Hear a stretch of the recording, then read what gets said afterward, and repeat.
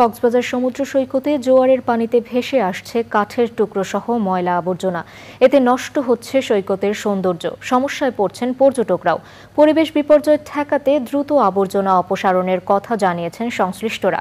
নুরুল আলমের ভিডিও চিত্রে সরোয়ার আজম মানিকের রিপোর্ট। বিশ্বের দীর্ঘতম সমুদ্র সৈকত কক্সবাজার।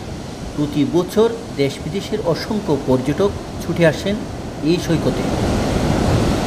সম্প্রতি কলাতলী থেকে নাজরা টেক পয়েন্ট পর্যন্ত পুরো সৈকত জুড়ে কাঠ, গাছের গুঁড়ি, প্লাস্টিকের বোতল সহ নানা আবর্জনার স্তূপ।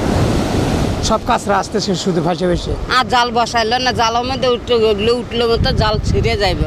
আমরা দু একটা চৌকার মধ্যে জাগানোর জন্য নিয়েছে। মানুষ হাঁটা চলাচল করার কোনো সুযোগ নাই, এরকম পরিষ্কারভাবে এটা ময়লা আবর্জনা আসছে। সৈকত পরিচ্ছন্ন রাখতে এরই মধ্যে কাজ করছে শিক্ষার্থীরা।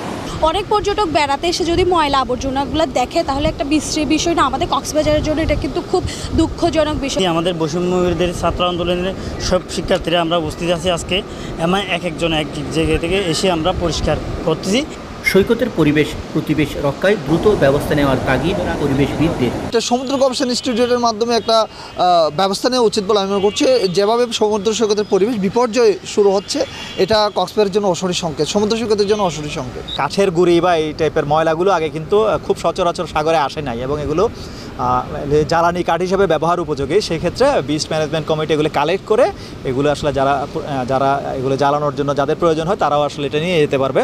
এবং এটা সৌন্দর্যকে যেহেতু হানি করে, আমাদের অবজারভেশন হচ্ছে এটা দ্রুত সরিয়ে ফেললে এখানে আমাদেরও ভালো লাগবে।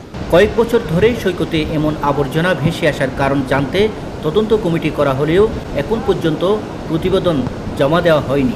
কক্সবাজার সৈকতে ভেসে আসছে নানা প্রকার বর্জ্য বা ময়লা। এসব ময়লাগুলো কোথা থেকে কেন আসছে কেউ বলতে পারছে না।